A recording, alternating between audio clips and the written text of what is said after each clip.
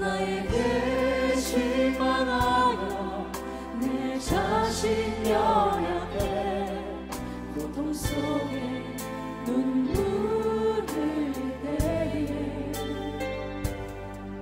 못자국 난 그 손길 눈물 닦아주시며 나에게 말씀하시네.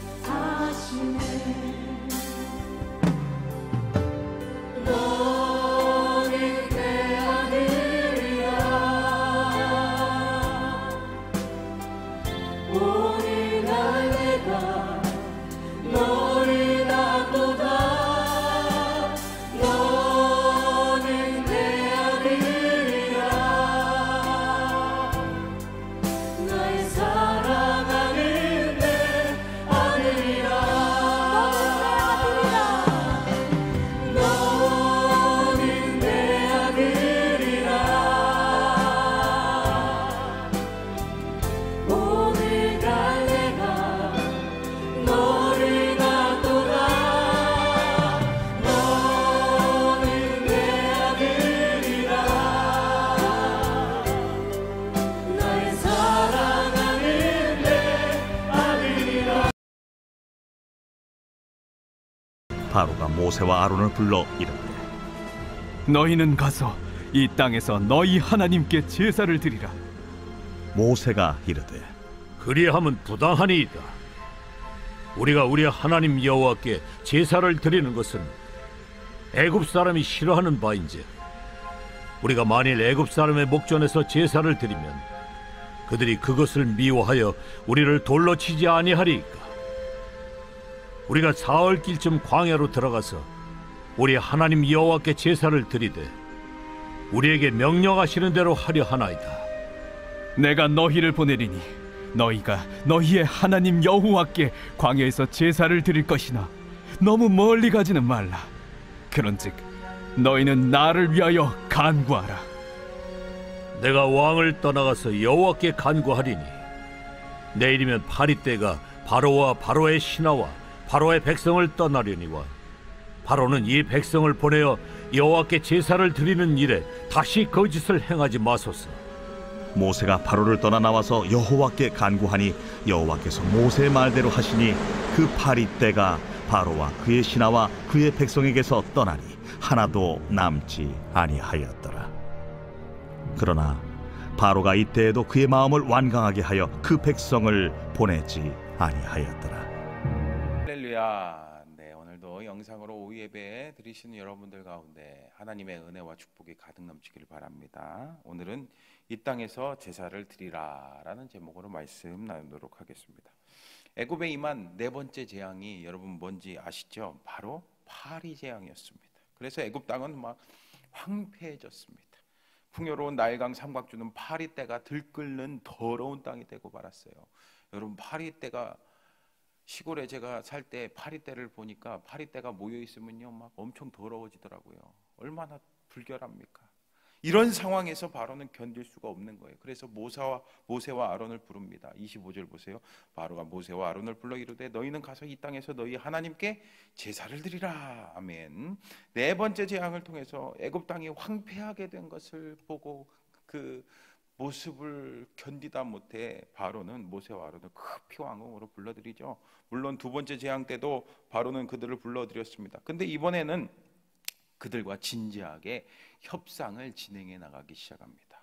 특히 이스라엘 백성들이 하나님께 제사를 드리게 해달라는 요구를 수락하기에 이릅니다. 여기서 얼핏 보기에 이러한 반응은 이전에 그의 언행과 크게 다른 것 같죠. 우리는 이 대목에서 모세와 바로가 각각 대표하고 있는 두 세력 간의 싸움에서 이제 주도권은 모세에게 넘어갔다는 것을 직감하게 됩니다. 그렇다고 해서 바로가 호락호락하지 않아요. 자신의 패배를 선언하고 흔쾌히 물러선 게 아닙니다. 그가 모세와 아론에게 제시한 그 일종의 타협안을 한번 보세요. 하나님께 제사를 드리되 어디에서요? 이 땅에서라고 합니다. 여러분, 이 땅이 어디입니까? 그렇죠, 바로 애굽 땅이죠. 그러니까 애굽 땅을 떠나지 말라는 조건을 아주 교묘하게 내세웁니다. 애굽 온 땅이 파리떼로 가득한데도 이스라엘 백성들이 애굽에 그 제공하는 그 노동력, 그것을 포기할 수 없었던 바로는 모세와 아론에게 이 땅 애굽을 떠나지 말고 여기서 하나님께 제사를 드리라고 하면서 타협을 합니다. 제시합니다. 하지만 이스라엘 백성들이 애굽 땅에서 하나님을 온전히 섬길 수가 있겠습니까? 이건 안 되는 거예요. 애굽 땅을 떠나야 됩니다. 그러니 이것은 말도 안 되는 소리입니다. 여러분, 이렇게 세상은요 언제나 아주 교묘하게 조심스럽고 은밀하게 이렇게 우리를 유혹합니다. 힘으로 누를 수 없는 사람에게는 아주 부드럽고 아주 은밀하게 호소하면서 유혹을 하죠. 그 상황을 이해해달라고 합니다. 그러나 우리가 이해하고 고려해야 할 상황은 단 하나입니다. 여러분, 무엇입니까? 그렇죠? 하나님의 말씀이죠. 곧 하나님의 뜻입니다. 그래서 이 바로의 제안을 들은 모세가 어떻게 합니까? 26절 보세요. 모세가 이르되 그리함은 부당하나이다. 우리가 우리 하나님 여호와께 제사를 드리는 것은 애굽 사람이 싫어하는 바인즉 우리가 만일 애굽 사람의 목전에서 제사를 드리면 그들이 그것을 미워하여 우리를 돌로 치지 아니하리까. 아멘. 모세는 당당하게 부당하다라고 말하죠. 모세는 이스라엘 백성들이 애굽 땅에서 하나님께 제사를 드리면은 어떻게 될지 뻔히 아는 거예요. 애굽 사람들이 그 모습을 그냥 보고 있겠습니까? 돌로 막 쳐서 죽이려고 하지 않겠습니까? 그래서 이런 끔찍한 사태로 벌어질 수 있다는 것을 지적합니다. 그리고 모세가 이어서 말하죠. 27절입니다. 우리가 4일길쯤 광야로 들어가서 우리 하나님 여호와께 제사를 드리되 우리에게 명령하시는 대로 하려 하나이다. 아멘. 여러분, 모세가 그 바로의 제안을 거부한 이유 뭔지 아시겠죠? 아주 명확합니다. 우리에게 명령하신 대로 행한대요. 그렇죠? 하나님께서 명하신 것이 애굽에서 예배 드리는 거, 애굽에서 제사 드리는 게 아니라는 거예요. 애굽 밖으로 나가라는 거예요. 이것이 바로 하나님의 뜻입니다. 여러분, 마찬가지로 우리를 향하신 하나님의 뜻은 단 한 번도 바뀐 적이 없습니다. 그 뜻이 뭡니까? 우리를 사랑하셔서 우리를 구원하시고 하나님의 백성 삼으시고 하나님의 자녀 삼으시고 우리를 통해서 영광 받으시고 세상에 하나님의 영광을 드러내시는 거예요. 여러분, 이렇게 하나님의 말씀은 명확하지만 그 말씀이 온전히 이루어지지 못하는 이유는 뭡니까? 바로 우리 때문이죠. 우리가 연약함과 때로는 욕망과 환경 때문에 하나님 말씀을, 하나님의 뜻을 내 마음대로 내 뜻대로 바꿔버리기 때문이죠. 여러분, 그래요. 이렇게 우리 그리스도인들이 신앙을 지키며 살기가 때때로 어려운 이유 중에 하나가 바로 이겁니다. 교묘한 타협안이 끊임없이 흔들기 때문입니다. 여러분, 사단 마귀가 역사하는 게 그런 거예요. 여러분, 사단 마귀가 아주 무시무시하게 나타나겠습니까? 아주 교묘하게 타협합니다. 하나님을 자유롭게 섬기되 갈등을 일으키지 않도록 적당히 타협하라는 거예요. 하나님을 믿는 것은 좋은데 세상에 뒤처지면 되겠냐고. 특히 학생들 그렇죠. 야, 교회 다니는 거는 일단 공부 잘하고 대학 붙고 야, 나중에 교회 나가도 돼. 지금은 공부가 중요하잖아.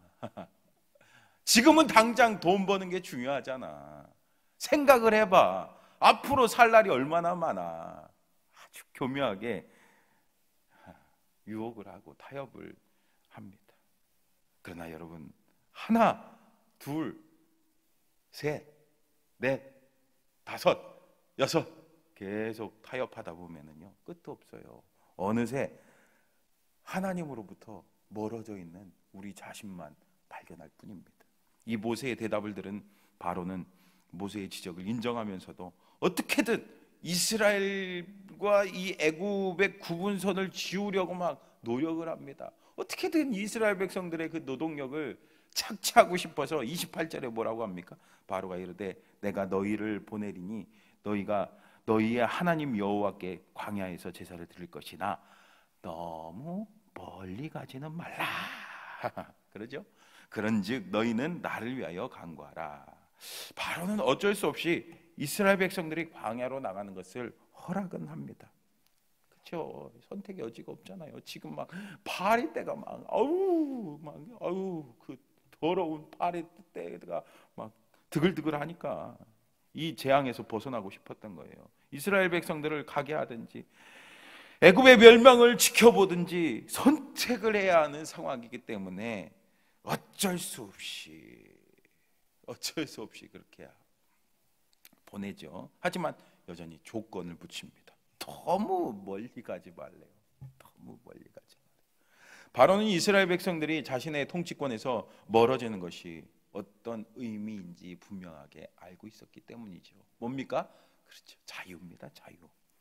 그는 이스라엘 백성들에게 결코 자유를 주고 싶지 않았습니다. 자신의 그냥 손아귀에 다 쥐어 흔들고 싶었습니다. 하지만 모세는 바로가 완전히 항복하지 않았음을 알았는데도 불구하고 내가 너희를 보내겠다라는 말을 듣고 그의 요구 조건을 들어줍니다. 그래서 29절 말씀 보세요. 모세가 이르되 내가 왕을 떠나가서 여호와께 간구하리니 내일이면 파리 때가 바로와 바로의 신하와 바로의 백성을 떠나려니와 바로는 이 백성을 보내어 여호와께 제사를 드리는 일에 다시 거짓을 행하지 마소서 하고 아멘. 하나님께 간구하여 파리 때를 떠나게 할 테니까 거짓말하지 말라고 약속 좀 지키라고 말합니다. 아마 모세는 바로가 이번에는 약속을 지키리라고 생각했던 것 같습니다. 타협안을 제시하면서 다시 돌아오라는 것을 보면은 일단 애굽을 나설 수는 있으리라는 그 생각이 들었을 겁니다. 어쩌면 모세는 일단 광야로 나가면은 바로의 말을 듣지 않아도 될 거라고 생각했을지 모릅니다. 그래서 모세가 어떻게 합니까? 30절, 31절 보니까 모세가 바로를 떠나 나와서 여호와께 간구하니 여호와께서 모세의 말대로 하시니 그 파리 때가 바로와 그의 신하와 그의 백성에게서 떠나니 하나도 남지 아니하였더라. 아멘. 모세는 하나님께 간구했고 하나님께서는 파리를 완전히 물러나게 해주셨습니다. 하지만 바로의 모습을 보세요.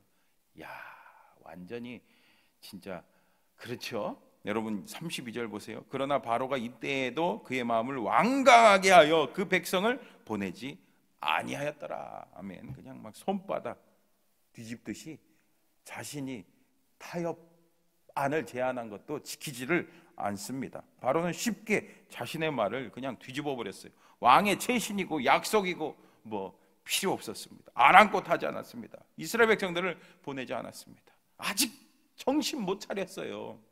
아직 뜨거운 맛을 덜 봤어요. 아직 4번째 재앙까지 밖에 못 경험했거든요. 견딜만 하고 버텨볼만 하고 어떻게든 이 상황을 모면하면 다시 역전할 수 있을 거라고 판단한 거예요. 하지만 앞으로 재앙이 6가지가 더 남았어요. 여러분 그 재앙을 겪으면서 하나님을 알면 알수록 바로는 그 왕이라는 그 권세, 그 능력 초라해질 뿐일 겁니다. 사랑하는 성도 여러분, 하나님의 백성은요, 하나님의 자녀는요, 세상과 적당히 타협해서는 안 됩니다. 우리는 세상의 방식대로 세상 사람들과 똑같이 살아가서는 안 됩니다. 물론 세상을 살면서 조금씩 양보하고 타협하며 살아가는 것은 사실 필요하긴 하죠. 근데 이게 진리의 문제라면 달라지는 겁니다. 여러분 진리의 문제에 있어서는 절대 타협하지 마시기를 바랍니다. 우상을 섬기는 것처럼 하나님을 섬긴다든가 하나님과 동시에 다른 것을 동시에 섬긴다고 하는 것은 절대로 하나님께서 기뻐하시지 않습니다. 세상의 방법으로 하면은 무언가 잘 될 것 같죠? 처음에는 잘 되는 것 같이 보일 수도 있어요. 하지만 결국에는 안 됩니다. 그러므로 여러분 우리는 진리의 문제에서는 한치의 타협도 없이 확고한 태도로 믿음의 길을 꿋꿋하게 걸어가시기를 축복합니다. 그때 하나님께서 우리의 인생을 그냥 책임져 주실 줄 믿습니다. 기도하겠습니다. 하나님 아버지, 오늘도 이렇게 영상으로 오후 예배 드리게 해주셔서 감사합니다. 하나님, 오늘 들은 말씀처럼 세상이 아무리 우리를 유혹할지라도 세상의 방법이 정말 좋아 보이고 옳아 보일지라도 우리가 적당히 타협하지 않길 원합니다. 하나님 믿음의 길을 올바르게 잘 걸어갈 수 있도록 우리에게 용기와 힘을 허락하여 주시옵소서. 정말 그때 하나님께서 우리를 통해서 영광 나타내 주실 줄 믿습니다. 정말 세상이 경험할 수도 없는 놀라운 능력을 우리를 통해서 하나님 나타내 주실 줄 믿습니다. 우리 하나님을 기대하고 찬양하며 감사드리며 사랑이 많으신 예수님의 이름으로 기도합니다. 아멘.